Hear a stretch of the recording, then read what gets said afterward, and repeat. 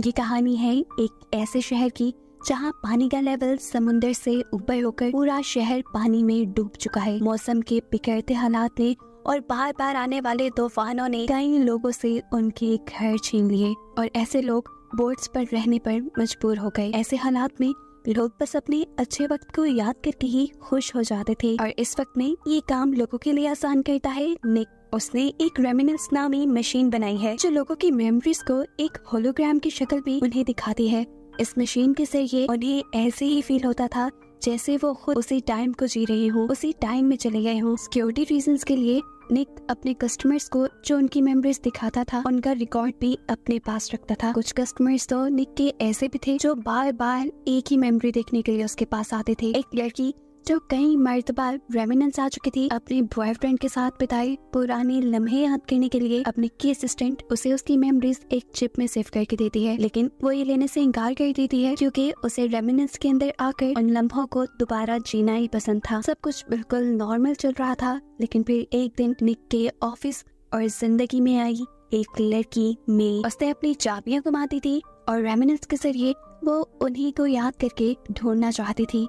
निक मे की हेल्प करता है उसकी पिछले दिन की मेमोरीज उसे दिखाकर उसकी चाबियां ढूंढने में जो उसने क्लब में गिराती थी, जिस क्लब में वो सिंगर थी। निक उसकी मेमोरीज के जरिए उसकी आवाज और उसका गाना सुनकर मदहोश ही हो गया। निक को ये गाना बहुत पसंद था क्योंकि उसके दादा उसके लिए ये गाना गाया करते थे। खैर मे अब यहाँ से चली जाती है और निक की असिस्टेंट उसे बताती है कि मे अपनी इयररिंग्स यही छोड़ गई जिसे निक रख लेता है। वो अब अगली रात उसी क्लब में जाता है जहाँ पर मे गाना गाया करती थी। वो यहाँ मे की गाने की तारीफ करता है और मे को उसके इयररिंग्स भी वापस करता है। बातें करते हुए निक को ये पता चला कि मे का अभी तक कोई दोस्त भी नहीं था। मे उसे उसके साथ घर चलने की ऑफर करती है और निक मान भी जाता है। यहाँ पर ये दोनों काफी करीब आ जाती है। सीन कट होता है और दोबारा हम मे और निक को एक साथ देखते हैं। वो लोग एक साथ अच्छा वक्त गुजार रहे थे। निक मे से कहता है यादें भी कितनी अजीब होती है ना, बिल्कुल परफ्यूम की तरह, जितनी थोड़ी उतनी ही अच्छी। उसके इस बात का जवाब मे देती है तुम्हारे पास शायद अच्छी यादें हैं लेकिन मेरे पास नहीं। ये कहते ही सीन से कट होता है और हम निक को उसी की रेमिनेंस के अंदर देखते हैं। मालूम हुआ कि अभी जो कुछ भी हमने देखा वो सब की सब बस निक की यादें ही थी। जब से मे उसे छोड़ के गई थी वो इस सदमे से बाहर नहीं निकल पा रहा था। वो हमेशा यही सोचता था कि उसके प्यार में क्या कमी रह गई कि मैंने उसे धोखा दे दिया। क्या मैंने उसे धोखा देने की या कहीं जाने की बात की थी? ये जानने के लिए वो हमेशा अपनी मेमोरीज को देखता रहता था। हालांकि उसकी असिस्टेंट उसे कई बार वार्न कर चुकी थी कि निक तुम अगर ज्यादा रेमिनेंस का इस्तेमाल करोगे तुम जानते हो तुम्हारे दिमाग पे इसका ज्यादा असर पड़ेगा। मैं जाने से पहले अपना कोई क्लू भी छोड़ कर नहीं गई थी और अब अपनी यादों के जरिए किसी तरह उसका पता चलाना चाहता था। वो उस तक दोबारा पहुंचना चाहता था, उसे ढूंढना चाहता था। निक की असिस्टेंट उसे कहती है मैं अब तुम्हें नहीं मिलेगी, उसे भूल जाना ही बेहतर है। आपको अपने बिजनेस पे फोकस करना चाहिए। पैसों की वजह से बहुत सारे मसले हमारे सामने आ रही है और अब तो एल्सा भी नहीं आ रही, हमारी रेगुलर कस्टमर। लेकिन निक उसकी बातों को इग्नोर करते हुए अब उस क्लब में जाता है जहाँ पर मे सिंगर थी। वो यहाँ पे लोगों से मे के बारे में पूछता है लेकिन उसे अभी भी कोई क्लू नहीं मिला। तंग आकर वो वापस अपने ऑफिस में आ गया और रेमिनेंस के जरिए मे के साथ बिताए लम्हों को याद करने लगा। एकदम से बाहर होने वाली तेज नोक ने उसकी यादों को इंटरप्ट कर दिया। उसे में आकर निक चिल्लाता है रेमिनेंस बंद है आज। खैर अब कुछ देर बाद वो ऑफिस से बाहर निकला तो उसे रोड पे मे का इयररिंग पड़ा मिला। उसे देखकर वो हैरान हो गया था। वो जान गया था कि मे यहाँ पे आई है। यही चीज वो अपनी असिस्टेंट से डिस्कस करता है तो असिस्टेंट उसे कहती है मुझे नहीं लगता कि मे यहाँ दोबारा आई होगी। ये भी तो हो सकता है कि ये इयररिंग पहले से ही वहाँ पर गुमा हो और हमारी नजर उसके ऊपर अब पड़ी हो। अच्छा छोड़ो, काम पे ध्यान देते हैं। आप जानते भी हैं कि इंटेलिजेंस का प्रोजेक्ट मिला हुआ है, कुछ भी गड़बड़ी हो गई तो लेने के देने पड़ जाएंगे। इस टाइम इन्हें एक मुजरिम की मेमोरीज को रिकॉर्ड करना था जो कि एक ड्रग माफिया के लिए काम करता था और अब बस वो मरने के करीब था। 12 घंटे ये लोग लगातार उसके ऊपर वर्क करते हैं लेकिन इन्हें कोई खास सबूत नहीं मिलता क्योंकि मरने से पहले अक्सर लोग सिर्फ अपनी अच्छी यादों को याद करते हैं। अभी ये लोग बातें ही कर रहे थे कि अचानक उस लेटे हुए आदमी को अपनी 5 साल पुरानी याद आती है जिसमें वो ड्रग माफिया मौजूद था और साथ ही इसी लेटे हुए आदमी के साथ में को मे भी नजर आ जाती है और उसे अब ये जानने का तजस्सुस हो जाता है कि आखिर मे का इस आदमी के साथ क्या ताल्लुक था। यहाँ पुलिस अपनी इन्वेस्टिगेशन के लिए रेमिनेंस में लेटे हुए इंसान से कुछ सवाल पूछते हैं और ऐसा करने पे उस आदमी को झटके लगना शुरू हो जाते हैं। निक पुलिस वालों से माइक अपना वापस ले लेता है और इस आदमी की यादों को रिवाइंड करने लगता है जहाँ पर मे थी। वो अब सर्च करता है इस आदमी के दिमाग में कि आखिरी मर्तबा वो मे से कब और कहाँ मिला था। आखिरी मर्तबा इस आदमी ने मे को ड्रग माफिया के साथ देखा था। वो पहले उस ड्रग माफिया की गर्लफ्रेंड थी और साथ ही साथ वो ड्रग एडिक्ट भी बन गई थी। अब इसी के माइंड से निक को पता चलता है कि थोड़ी ही अरसे बाद में उस ड्रग माफिया के पास से बहुत सारा पैसा चुरा कर भाग गई थी। यहाँ से अब निक डिसाइड करता है कि वो इस ड्रग माफिया के पास जाएगा और मे का पता चला कर ही रहेगा। वो इस ड्रग माफिया के पास पहुंचा और उसने उससे कहा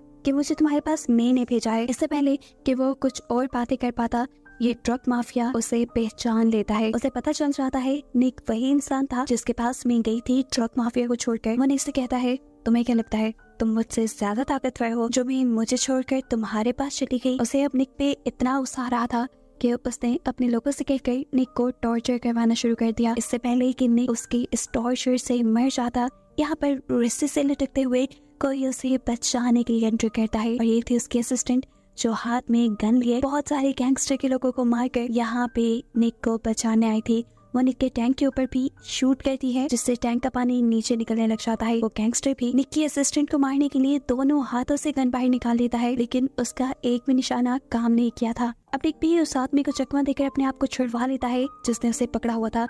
उसे मारकर निक अपनी असिस्टेंट के साथ यहाँ से निकल जाता है। अपने ऑफिस वापस आकर निक अपनी असिस्टेंट से कहता है कि तुम्हारी और मे की जो लास्ट मुलाकात हुई थी मुझे उसकी मेमोरीज देखनी है। वो उसे अपने रेमिनेंस टैंक के अंदर लिटा देता है और यहाँ उन दोनों की यादें और बातें सुनता है जहाँ पर हमेशा से निक की असिस्टेंट को लगता था कि मैं निक के पास किसी खास मकसद के लिए आई है। वो उससे कुछ लेना चाहती है, उसे मैनिपुलेट कर रही है अपने किसी खास मकसद के लिए। और तब मैंने उसे सच्चाई बताई थी कि वो एक ड्रग एडिक्ट है और वो असल में एक ड्रग माफिया को धोखा देकर आई है और प्रोटेक्शन के लिए वो निक के साथ थी। ये सारी यादें देखने के बाद वो जानती थी कि निक उससे गुस्सा हो जाएगा। वो निक से कहती है, आई एम सॉरी, मुझे तुमसे छुपाना नहीं चाहिए था। फिर अब ये लोग देखते हैं कि मैं इनके यहाँ से कुछ चुरा कर तो नहीं लेके गई, तो इन्हें पता चलता है कि मैं एल्सा की मेमोरीज चुरा कर यहाँ से लेके गई थी। उनकी क्लाइंट जो बार बार उन्हें विजिट किया करती थी और वो एक बहुत ही अमीर आदमी की बीवी थी। ये बात जानने के बाद निक बुरी तरह कंफ्यूज हो गया था कि आखिर मैं चाहती क्या थी और उसके पास क्यों आई थी। एल्सा की मेमोरी से उसका क्या ताल्लुक था। ये बातें जानने के लिए वो दोबारा मे को ढूंढने लग जाता है और शहर में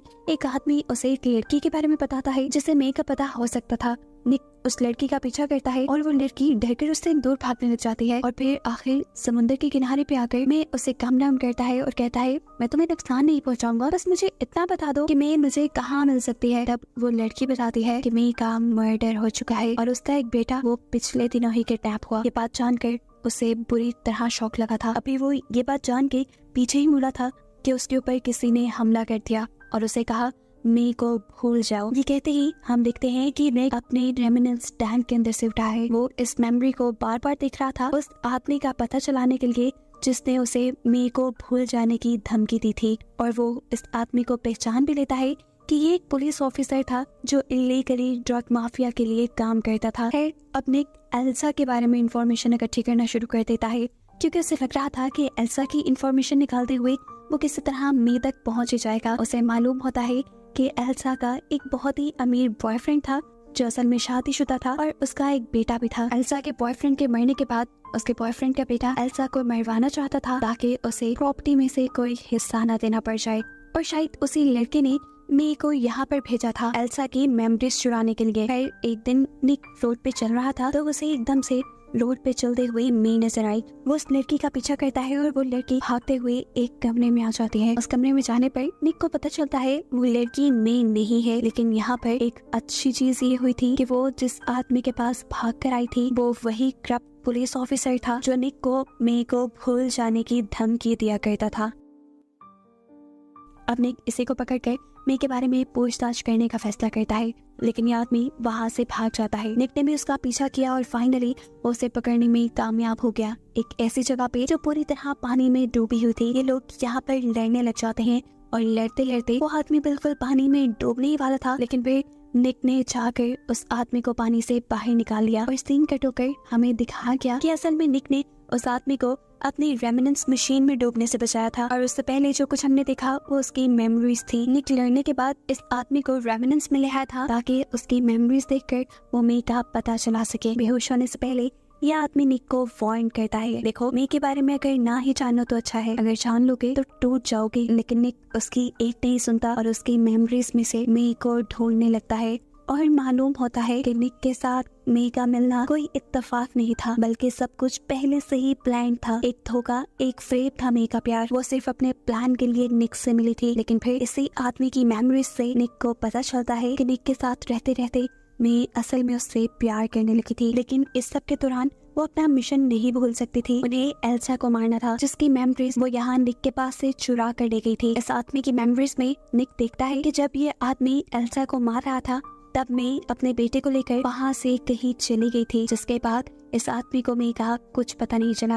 ये देखकर मे को झटका लगता है, लेकिन फिर उसे ऐसा एहसास हुआ कि ये जितनी उसने याद देखी है ये अधूरी है। इसके बाद भी मे की कुछ यादें उस आदमी के दिमाग में थी, जिन्हें वो उस आदमी को टॉर्चर करते हुए प्ले करता है। तो उसे मालूम होता है कि मे इस आदमी को दोबारा मिली थी। असल में वो दोबारा निक से मिलने के लिए ही उसके रेमिनेंस सेंटर आई थी, लेकिन वहीं पर इस आदमी ने उसे पकड़ लिया क्योंकि अब वो मे को अकेला छोड़ नहीं सकता था। मे उसके किए हुए मर्डर की विटनेस थी। इसी आदमी के दिमाग में मे कई मर्तबा अपने प्यार का इजहार निक से करती है, क्योंकि कहीं न कहीं वो जानती थी कि निक उसे ढूंढते हुए इस आदमी तक जरूर पहुंचेगा और उसकी मेमोरीज को देख लेगा। जहां वो मे से अपने प्यार का इजहार कर रही थी, इस आदमी की मेमोरीज में बाहर निक उस होलोग्राम के सामने चला जाता है और इस मेमोरी को कहीं बाहर रिवाइंड करता है। अब निक इस आदमी को टॉर्चर करता है, उसके दिमाग में जाने वाले करंट के वोल्टेज बढ़ा देता है और उससे उसके किए हुए सारे गुनाहों को कन्फेस करवा कर उसकी मेमोरीज को स्टोर कर लेता है। इसके बाद वो जाता है उस लड़की के पास जिसने एल्सा को मरवाया था, इस आदमी और मे के जरिए। वो उससे कहता है कि तुम्हारे बारे में अब सच सबको पता है, यहाँ तक के पुलिस को भी, कि तुमने अपनी प्रॉपर्टी दूसरे भाई के साथ शेयर ना करने के लिए एल्सा को मरवा दिया और उसके बेटे को यहाँ से दूर भेज दिया। पुलिस जल्द ही तुम्हारा केस सॉल्व करने वाली है और तुम्हारे भाई को भी ढूंढने वाली है और देखना अब अपने किए के बदले तुम मारे जाओगे। ये सारी बातें सुनकर वो लड़का गुस्से से पागल हो गया। पहले वो निक को ही मारना चाहता था, लेकिन फिर उसने अपने आप को मारने की कोशिश की, लेकिन वो ये भी नहीं कर पाया और आखिर पुलिस ने उसे अरेस्ट कर लिया। ऐसे में ने जिस क्राइम में हिस्सा लिया था, उस क्राइम के असली मुजरिम को पुलिस में पकड़वाते हुए निक ने उसका अजाला कर लिया था। इस सब के बाद निक अब अपनी असिस्टेंट के पास जाता है और कहता है कि वो अब कभी मे को ढूंढने की कोशिश नहीं करेगा। ये जिंदगी बहुत छोटी है, इसे खोई हुई चीजों को ढूंढने में नहीं गंवाना चाहिए। तुम भी जाओ, अपनी बेटी से मिलो और उसके साथ रहो। इस सब के बाद निक अब उन केस को भी सॉल्व करवा देता है जिसके लिए इंटेलिजेंस एजेंसी ने उसे हायर किया हुआ था।